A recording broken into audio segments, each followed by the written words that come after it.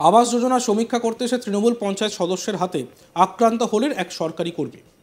আক্রান্ত ওই কর্মী জানান, বাড়ি বাড়ি গিয়ে সমীক্ষার সময় পঞ্চায়েত সদস্য ফোন করে তার কথা মতো সমীক্ষা করতে বলেন, আর তাতে রাজি না হওয়ায় আচমকা এসে অশ্রাব্য ভাষায় গালিগালাজ করে এবং এই অভিযোগই তুলেছেন তিনি। চেয়ার তুলে মারমুখী হয়ও সে, আর সেই সময় সেখানে থাকা বাকিরা তাকে আটকে দেয়, কিন্তু চেয়ারটি ছিটকে গিয়ে লাগে এক আধিকারিকের পায়ে। এরপর খবর পেয়ে ঘোকসাডাঙ্গা থানার পুলিশ ঘটনাস্থলে এসে তৃণমূল কংগ্রেসের পঞ্চায়েত সদস্য মনিরুল হককে আটক করে নিয়ে যায়। এ নিয়ে এক সরকারি কর্মী শান্তনু মজুমদার কি বলছেন আমরা শুনব।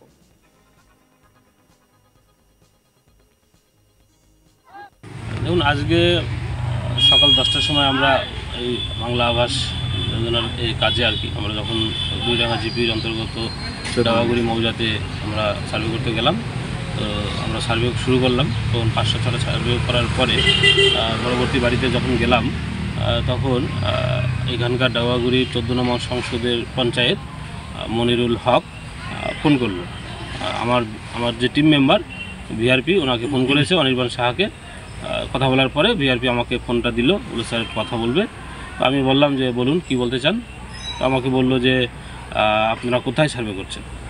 আমি বললাম যে আমরা যেই লোকেশনে ছিলাম বললাম। তো উনি বললো যে আপনারা ওখানে কেন সার্ভে করছেন। হ্যাঁ, সার্ভে করবেন আমি যেখানে বলবো সেখানে করবেন, বা আমার 14 নম্বর সংসদের এপার থেকে করতে হবে। তখন আমি বললাম যে কেন আমি ওখান থেকে কেন করব, আমি তো সার্ভে এই পাশ থেকে শুরু করেছি, তো আমি সবার বাড়িতেই যাব। হ্যাঁ, আমার যে লিস্ট আছে লিস্ট অনুসারে আমি যাব। তো উনি বললো যে না এখানে করতে হবে, আপনি এখানে চলে আসুন। আমি বললাম না, আপনি কে, আপনার কথা আমি কেন যাব, আর আপনি আমাকে ডিরেকশন দেওয়ার কে। আমি ঠিক সকলের বাড়িতেই যাব, আমার কাছে যে লিস্ট আছে আমি প্রত্যেকের বাড়িতেই সার্ভে আমার নিয়ম মতো আমি সার্ভেটা করবো। তো এই কথা বলার পরে আমি ভিআরপিকে ফোন দিয়ে দিলাম। তো ভিআরপিকে ফোন দিয়ে দেওয়ার পরে উনি ফোনটা কেটে 5 মিনিট পরেই আমার কাছে আসলো। এসে আমাকে গালাগালি করতে লাগলো এবং আমাকে বললো যে তুই কে, হ্যাঁ, যে তুই এখানে নতুন, তুই কোন বাড়ি চিনিস, কে ধনী কে গরিব তুই কী করে জানিস, তোকে কে বলেছে। খুবই অ্যাগ্রেসিভলি মারমুখী হয়ে বলছিল।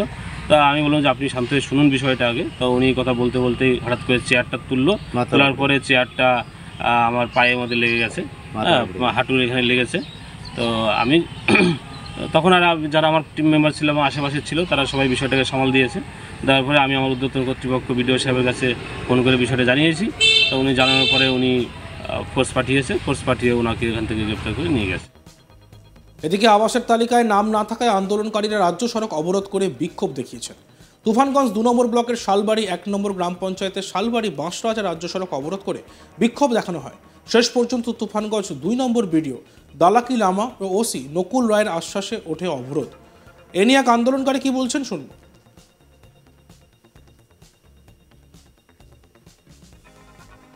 কাঁচাবাড়ি একটাও হবে না, সার্ভে করা কাঁচাবাড়ি হবে, কিন্তু এখন কাঁচাবাড়ি যাদের যাদের তারা তো পায় নাই, ঘর লিস্টে নাম আসে নাই। আর পাকা বাড়িগুলো আসছে, ওরা আগেও পাইছে এখনো পাইতেছে। ওর ছেলের নামে আসছে, ওর মার নামে আসছে, ওদের বাড়িতে সব ঘর আছে। ওই জন্য আমরা পদ অবরোধ করছি ভিডিওকে দেখার জন্য। ভিডিও আসছিল? হ্যাঁ, ভিডিও আসছে। ইনকোয়ারি কি আশ্বাস দিল ভিডিও বললো আগামী দিনে দিবে। মানে আপনার ঘরে? হ্যাঁ, দুর্নীতি, এটাই তো দুর্নীতি। যারা পারছে তারাই পাবে, যারা পায় নাই তারা পাবে না, এটাই তো দুর্নীতি। কতক্ষণ অবরোধ চলালেন? 1.5 ঘন্টা। 2 ঘন্টা হবে, মানে 10টার থেকে অবরোধ। কি নাম জায়গাটার? শালবাড়ি। আমরা শুনবো আরো এক আন্দোলনকারী, তিনি কি বলছেন।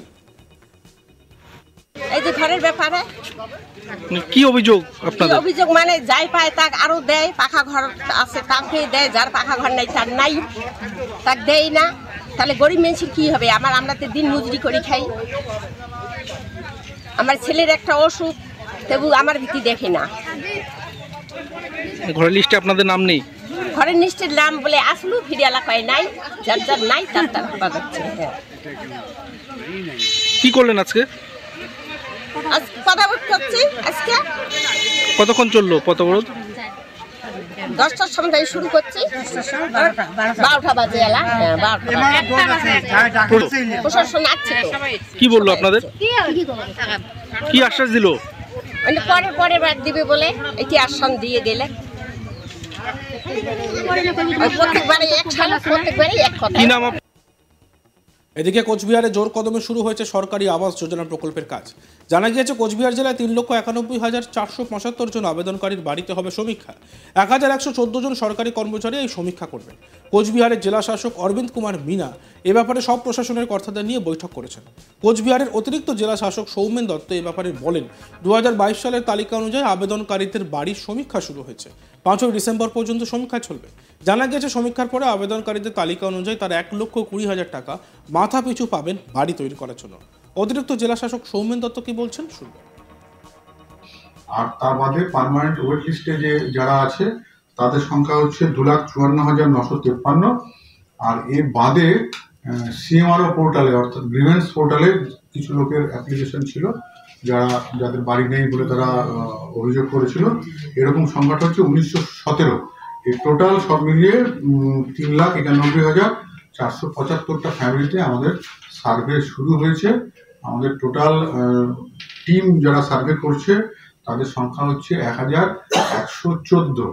সমস্ত 12টা ব্লকে এই টিম আমাদের সার্ভে করছে। সমস্ত টিমের মধ্যে সরকারি কর্মচারী যারা আছেন তাদের আছে। পুরো সার্ভেটা app base survey, online survey হচ্ছে এবং অ্যাপেই তাদের ছবি তুলে তাদের বাড়ির কন্ডিশন এবং অন্যান্য যে তথ্য আছে তার পুরোটাই অ্যাপে তুলে হচ্ছে। এখানে খুব গুরুত্বপূর্ণ যে কথাটা যেটা বলবার সেটা হচ্ছে যে এই সার্ভে বলতে নতুন কোনো বেনিফিশিয়ারি সার্ভে হচ্ছে না। ইতিমধ্যে 2022 সালে যে লিস্ট আমাদের তৈরি আছে স্যাংশন এবং পার্মানেন্ট ওয়েট লিস্ট, সেই লিস্টের বেনিফিশিয়ারিদেরই শুধু সার্ভে হচ্ছে। এখানে কোনো নতুন নাম এই মুহূর্তে ঢোকানোর কোনো সুযোগ নেই। এখানে গ্রিভেন্সে যারা আছে তারা গ্রিভেন্সে অ্যাপ্লাই করতেই পারে না, আগামী দিনে সেটা দেখা হবে। কিন্তু এই মুহূর্তে যে সার্ভে হচ্ছে সেটা শুধুমাত্র ওই তালিকার যারা আছেন তাদের বাড়ি শুধু সার্ভে হবে, নতুন কোনো বাড়িতে হবে না, নতুন কারো নাম ইনক্লুডও হবে না।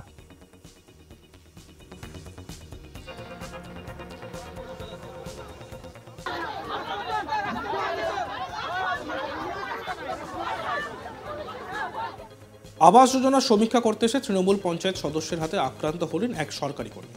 আক্রান্ত ওই কর্মী জানান, বাড়ি বাড়ি সমীক্ষার সময় পঞ্চায়েত সদস্য ফোন করে তার মতো সমীক্ষা করতে পারেন, আর তাতে রাজি না হওয়ায় আচমকা এসে অশ্রাব্য ভাষায় গালিগালাজ করেন।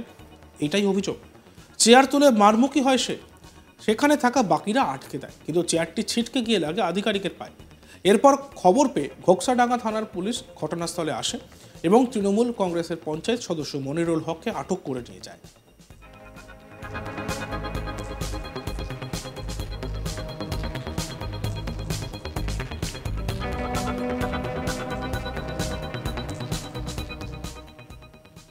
দেখতে থাকুন আজ তাক বাংলা, সাবস্ক্রাইব করতে ভুলবেন না।